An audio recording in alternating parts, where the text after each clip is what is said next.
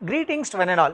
Friends, ನಾವು ಕಳೆದ ಸೆಷನಲ್ಲಿ accounting treatment with regard to purchase ಮೆಥಡ್ನ ಡಿಸ್ಕಸ್ ಮಾಡ್ತಾ ಇದ್ವಿ.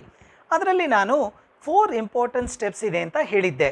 Step 1 was calculation of P C, step 2 was discharge of P C, step 3 closure entries in the books of transferor company and step 4 opening entries in the books of transferee company, of which first and second ಸ್ಟೆಪ್ನ ನಾವು ಕಳೆದ ಸೆಷನಲ್ಲಿ detailed ಆಗಿ discuss ಮಾಡಿದ್ವಿ.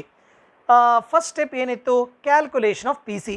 ಅದರಲ್ಲಿ there were 4 important methods ಅಂತ ಹೇಳಿದ್ದೆ, namely lump sum method, net assets method, net payment method and the last one was shares exchange method. ಈ 4 types of P C calculation ಬಗ್ಗೆ ಡಿಸ್ಕಸ್ ಮಾಡಿದ್ದೀವಿ. ಮುಂದುವರೆದು ಸ್ಟೆಪ್ 2ನೂ ಸಹ ಡಿಸ್ಕಸ್ ಮಾಡಿದ್ದೀವಿ ಲಾಸ್ಟ್ ಸೆಷನಲ್ಲೇ. ಸ್ಟೆಪ್ 2 ಏನಿತ್ತು? Discharge of P C. Discharge of P ಸಿಯಲ್ಲಿ there were 3 important forms of discharge. First form was fully in the form of cash, ಅಂದರೆ the entire purchase consideration is discharge only in the form of cash. ಎರಡನೇದಾಗಿ it was fully in the form of securities and transferee company, ಅಂದರೆ the entire P C was discharge in the form of securities and transferee company. Third one was partly in the form of cash and partly in the form of securities. ಇದರ ಬಗ್ಗೆ ನಾವು detailed ಡಿಸ್ಕಷನ್ನ last ಕ್ಲಾಸಲ್ಲಿ ಮಾಡಿದ್ದೀವಿ. Friends, today I will go ahead and try to discuss the third step. The third step is closure entries in the books of transferor company. ಸ್ವಲ್ಪ ಇವತ್ತು concentrate ಮಾಡಬೇಕಾಗತ್ತೆ.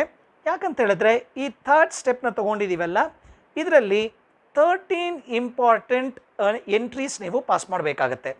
ಈ 13 steps ಅಂತಲೇ ಕರಿತೀನಿ. ಈ ಥರ್ಡ್ ಸ್ಟೆಪ್ಪಲ್ಲೇ ನಿಮಗೆ 13 ಸಬ್ ಸ್ಟೆಪ್ಸ್ ಬರುತ್ತೆ. ಈ 13 ಸ್ಟೆಪ್ಸ್ನ ನೀವು ಫಾಲೋ ಮಾಡಬೇಕು. ಆ್ಯಂಡ್ ಮೋಸ್ಟ್ ಇಂಪಾರ್ಟೆಂಟ್ಲಿ ಈ 13 ಸ್ಟೆಪ್ಸ್ನ ಇದೇ ಆರ್ಡರಲ್ಲಿ ನೀವು ಫಾಲೋ ಮಾಡಬೇಕಾಗತ್ತೆ. Therefore what I am going to do now is I am going to make an attempt to make you remember all the 13 steps in the same order. Let me spend some time in making you remember all the 13 steps. That is going to be my immediate task. That is to make you remember all the 13 steps in the same order. ಇದೇ ಆರ್ಡ್ರಲ್ಲಿ ಈಗ first one ತೊಗೊಂಡು ಲಾಸ್ಟಲ್ಲಿ ಏನೋ ವೇಗ ನೆನ್ಪಿಟ್ಕೊಂಡು ಅದನ್ನು ಯಾವುದೋ ಒಂದು ಆರ್ಡ್ರಲ್ಲಿ ಮಾಡೋದಲ್ಲ. ಈ 13 ಸ್ಟೆಪ್ಸ್ನ ಇದೇ ಆರ್ಡರಲ್ಲಿ ನೀವು ನೆನ್ಪಿಟ್ಕೋಬೇಕಾಗತ್ತೆ. Friends, are you all ready? Let us move ahead and try to discuss all these 13 steps in the same order. Please listen to me and do the exercise along with me, and I am sure that you will remember all the 13 steps and in the same order. Friends, step 1 is transfer of assets to realization account. Again I repeat the first step. You are going to transfer all your assets to realization account. ಮತ್ತೆ ಹೇಳ್ತಾ ಇದ್ದೀನಿ, step 1 is transfer of assets to realization account. ಈಗ ನೀವು ನಿಮ್ಮ ಕಂಪ್ನಿನ close ಮಾಡ್ತಾ ಇದ್ದೀರಿ. Close ಮಾಡುವಾಗ ಮುಖ್ಯವಾಗಿ 2 ಅಂಶಗಳಿರುತ್ತೆ. ಒಂದು ಅಸೆಟ್ಸ್ ಮತ್ತು ಎರಡನೇದು ಲಯಬಿಲಿಟೀಸ್. ಈ ಅಸೆಟ್ಸ್ ಆ್ಯಂಡ್ ಲಯಬಿಲಿಟೀಸ್ನ ಏನು ಮಾಡಬೇಕು? ಮೊದಲಿಗೆ ಈ ಅಸೆಟ್ಸ್ ಆ್ಯಂಡ್ ಲಯಬಿಲಿಟೀಸ್ನ ನೀವು ರಿಯಲೈಸೇಷನ್ ಅಕೌಂಟ್ಗೆ ಟ್ರಾನ್ಸ್ಫರ್ ಮಾಡಬೇಕಾಗತ್ತೆ. ನಾವು realization is a temporary account opened. ಈ ಟೆಂಪ್ರವರಿ ಅಕೌಂಟಲ್ಲಿ ಅಸೆಟ್ಸ್ನ ಟ್ರಾನ್ಸ್ಫರ್ ಮಾಡ್ತೀರಾ, ಎರಡನೇದಾಗಿ ಲಯಬಿಲಿಟೀಸ್ನೂ ಸಹ ಟ್ರಾನ್ಸ್ಫರ್ ಮಾಡ್ತೀರಾ. ನಾವು what is step 1? Transfer of assets to realization account. ಈಗ ತಾನೇ ಹೇಳಿದ್ದೀನಿ, ಅಸೆಟ್ಸ್ ಆದಮೇಲೆ ಎರಡನೇದಾಗಿ ನಾವು ಯಾವುದನ್ನು ಟ್ರಾನ್ಸ್ಫರ್ ಮಾಡ್ತೀವಿ? ಲಯಬಿಲಿಟೀಸ್ನ ಟ್ರಾನ್ಸ್ಫರ್ ಮಾಡ್ತಾ ಇದ್ದೀವಿ. So step 2 is transfer of liabilities to realization account. Now this is the first work that you are going to do. Therefore step 1 and 2 ನಿಮಗೀಗ ತಿಳಿದಿರಬೇಕು. ಸ್ಟೆಪ್ 1 ಏನು? Transfer of assets to realization account. ಇದು ಕ್ಲಾಸಲ್ಲಿ ನಡೀತಾ ಇರೋ ಪಾಠ ಅಂತಲೇ ಅಂದ್ಕೊಂಡು ನೀವು ನನ್ನ ಜೊತೆಗೆ ಹೇಳ್ತಾ ಬನ್ನಿ, ಆಗ ನಿಮಗೆ ಮೆಮರೈಸ್ ಆಗುತ್ತೆ. ನಾವು step 1 is what? Transfer of assets to realization account. Step 2 is transfer of liabilities to realization account. ಈಗ ಎರಡೆರಡು ಸ್ಟೆಪ್ಸ್ನ ಒಟ್ಟಿಗೆ ತೊಗೊಂಡು ಮಾಡಿದ್ರೆ there is a link. Okay, you can remember. Step 1 ಏನು? Transfer of assets to realization account. ನಾವು step 2 ಏನಾಗುತ್ತೆ? Transfer of liabilities to realization account. Friends, step 1 and 2 ಆಗಿದೆ. ಇನ್ನು ಉಳಿದಿರೋದು 11 ಸ್ಟೆಪ್ಸ್. ಆರಾಮಾಗಿ ನೀವು ಕಲಿತೀರಿ. ನಾವು 3 and 4 ರಿಲೇಟೆಡ್ ಆಗಿದೆ, ಸೊ ಒಟ್ಟಿಗೆ ನಾವು ತಿಳ್ಕೊಳ್ಳೋಣ. Step 3 is purchase consideration due ಅಥವಾ PC ಡ್ಯೂ. ಈಗ ನಾವು ಅಸೆಟ್ಸ್ ಆ್ಯಂಡ್ ಲಯಬಿಲಿಟೀಸ್ ಟ್ರಾನ್ಸ್ಫರ್ ಮಾಡಿದಾಗ ಅವ್ರು ನಮ್ಗೆ ಏನು ಕೊಡಬೇಕಾಗತ್ತೆ? Purchase consideration. ಇದರ ಬಗ್ಗೆ ನಾನು ಲಾಸ್ಟ್ ಕ್ಲಾಸಲ್ಲಿ ಡೀಟೇಲ್ಡ್ ಡಿಸ್ಕಷನ್ ಮಾಡಿದ್ದೀನಿ. ಈಗ ಟ್ರಾನ್ಸ್ಫರರ್ ಕಂಪನಿ ತನ್ನ ಅಸೆಟ್ಸ್ ಆ್ಯಂಡ್ ಲಯಬಿಲಿಟೀಸ್ ಕೊಟ್ಟರೆ ಅಥವಾ ನೆಟ್ ಅಸೆಟ್ಸ್ ಕೊಟ್ಟರೆ ಇನ್ ರಿಟರ್ನ್ ಅವ್ರು ಏನು ಕೊಡಬೇಕಾಗತ್ತೆ? Yes, you are right, purchase consideration ಕೊಡಬೇಕಾಗತ್ತೆ. ನಾವು ಸ್ಟೆಪ್ 3 ಈಸ್ PC ಡ್ಯೂ. ನಾವು ಫಸ್ಟ್ ಡ್ಯೂ ಎಂಟ್ರಿ ಪಾಸ್ ಮಾಡಬೇಕು, ತದನಂತರ receipt of PC. Therefore step 3 is PC due and step 4 is receipt of PC. Friends, step 3 ಏನು? PC due ಅಥವಾ purchase consideration due. ನಾವು step 4 ಏನಾಗುತ್ತೆ? Receipt of PC ಅಥವಾ receipt of purchase consideration. ನಾವು let us discuss 1, 2, 3, 4.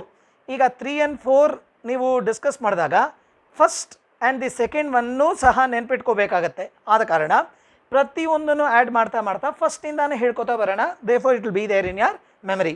ನಾವು 1, 2, 3, 4 ನಿಮಗೀಗ ಮೆಮರಿಯಲ್ಲಿದೆ. Step 1 ಏನು? Transfer of assets to realization account. Step 2 was transfer of liabilities to realization account. Step 3 is purchase consideration due and step 4 was receipt of PC. Friends, first 4 ನೆನಪಲ್ಲಿದೆ ಅಂತ ಅಂದ್ಕೊಂಡಿದ್ದೀನಿ. Now 5th and 6th are related. So I will take 5 and 6 together and discuss.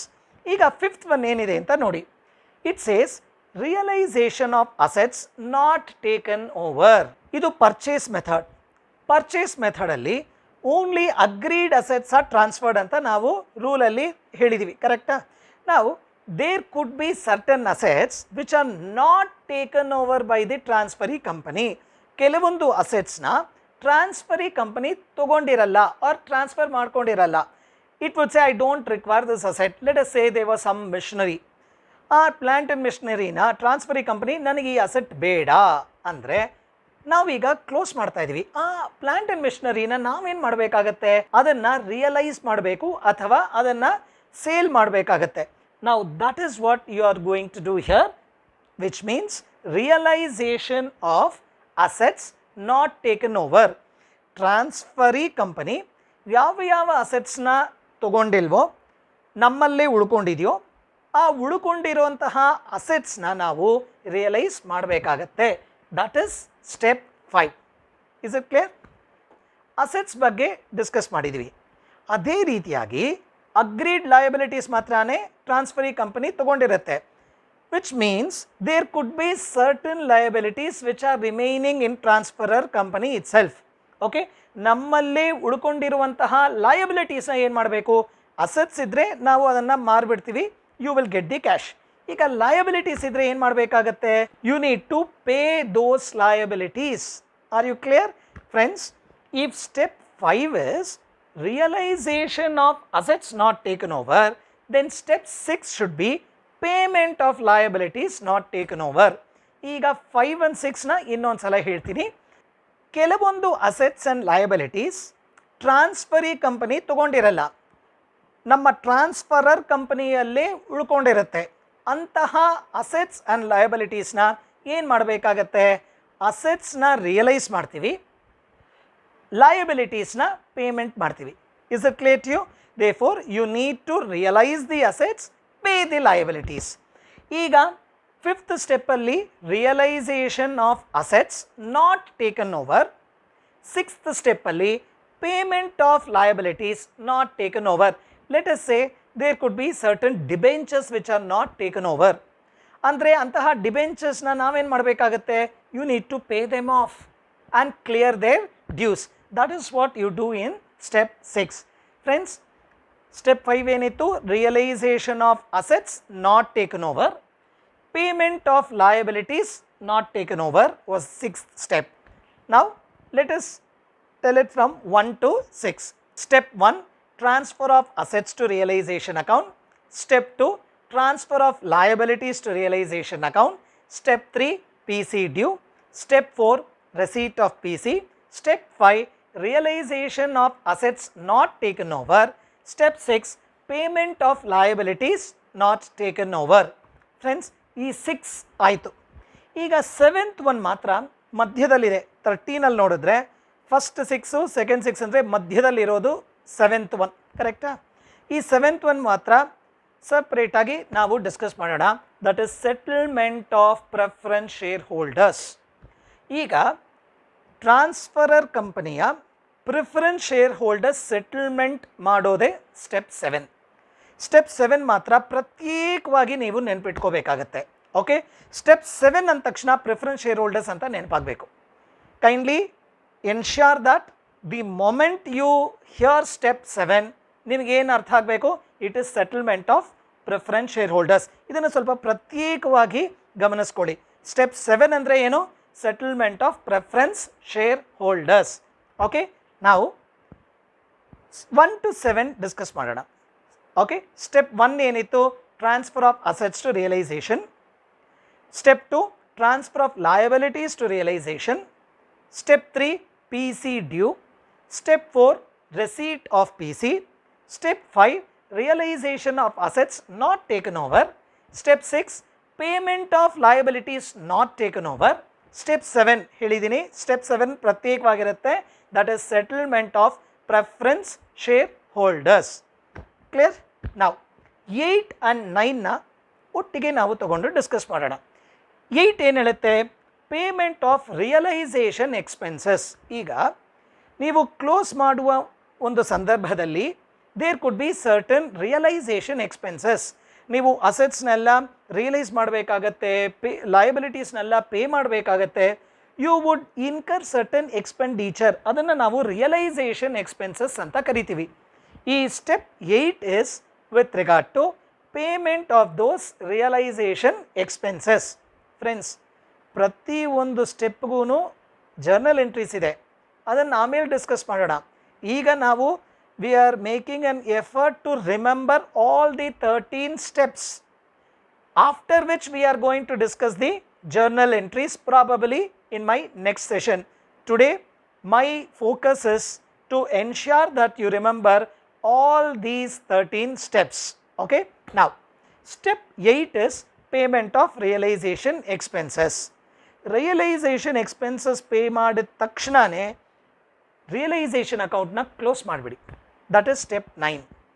Okay, step 9 is closure of realisation account. Now step 8 and 9 ಏನು?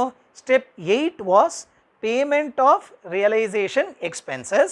Step 9 was closure of realization account. Friends, 1 to 9 we will revise. Step 1, transfer of assets to realization account. Step 2, transfer of liabilities to realization account. Step 3, PC due. Step 4, receipt of PC. Step 5, realization of assets not taken over. Step 6, payment of liabilities not taken over. Step 7, settlement of preference shareholders.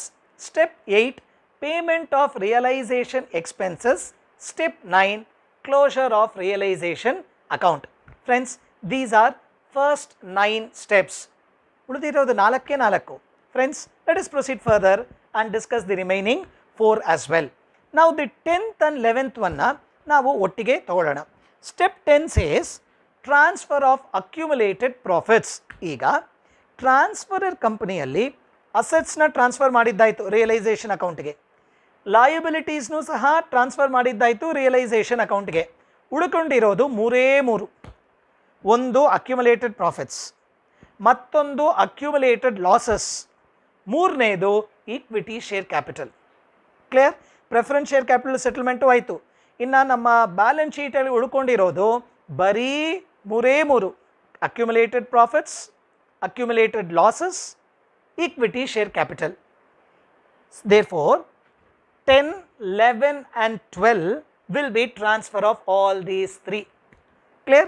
So, 10 ನಲ್ಲಿ ಏನು ಮಾಡ್ತಾ ಇದ್ದೀವಿ? Transfer of accumulated profits. ನಾವು step 11 ನಲ್ಲಿ transfer of accumulated losses. And step 12 ಏನಿರಬೇಕು? Transfer of equity share capital. ಈಗ ತಾನೇ ಹೇಳಿದ್ದೆ ಮೂರೇ ಮೂರು ಉಳ್ಕೊಂಡಿತ್ತು. ಯಾವುದು? Accumulated profits, accumulated losses, equity share capital. So 10th step, 11th step and 12th step will be with regard to transfer of all these three. ಯಾವುದು? accumulated profits, accumulated losses, equity share capital. So step 10 ಏನಿರುತ್ತೆ? transfer of accumulated profits. Step 11 is transfer of accumulated losses. Step 12 is transfer of equity share capital. Friends, is it clear? Now 12 steps ಆಯಿತು. Let us see first 12. First one, transfer of assets to realization account, transfer of liabilities to realization account. Step 3, PC due, receipt of PC, realization of assets not taken over, payment of liabilities not taken over. 7th step, ಪ್ರತ್ಯೇಕವಾದಂತಹ step ಅಂತ ಹೇಳಿದ್ದೀನಿ, settlement of preference shareholders, payment of realization expenses, closure of realization expenses. So 10, 11, 12 ಒಟ್ಟಿಗೆ ಬರುತ್ತೆ. Transfer of accumulated profits, transfer of accumulated losses, transfer of equity share capital. Now the last step, 13th step is final settlement of equity shareholders. Is it clear? Finally, you will be making the settlement to equity shareholders. ಈಗ step 7 ಅಲ್ಲೇ preference share ಹೋಲ್ಡರ್ಸ್ಗೆ settlement ಆಯಿತು. ಈಗ ಕಡೆಗೆ ಉಳ್ಕೊಂಡಿರೋದು equity share holders, ಅವರ final ಸೆಟಲ್ಮೆಂಟ್ನ 13th step ಅಲ್ಲಿ ನಾವು ಮಾಡಬೇಕಾಗತ್ತೆ. That ends the process of closure of your accounts in the books of Transferor Company. Friends, let us now revisit all the 13 steps involved in the closure entries in the books of Transferor Company.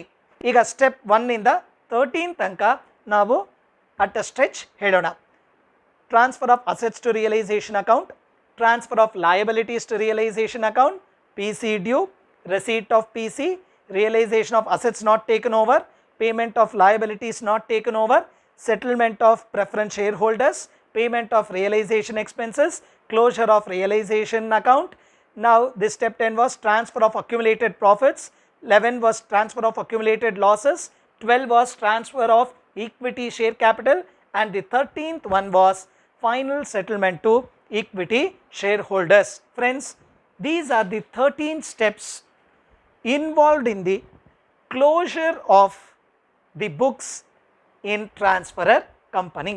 Friends, ಇದು ತಿಳ್ಕೊಂಡ್ರೆ ಸಾಕಾಗಲ್ಲ, ಪ್ರತಿ ಒಂದು ಸ್ಟೆಪ್ಗೂ journal entries ಇದೆ. that we need to discuss. Now, are you all okay with the 13 steps? Friends, if you are ready, we will go ahead and discuss the 13 steps along with journal entries. Friends, let us proceed.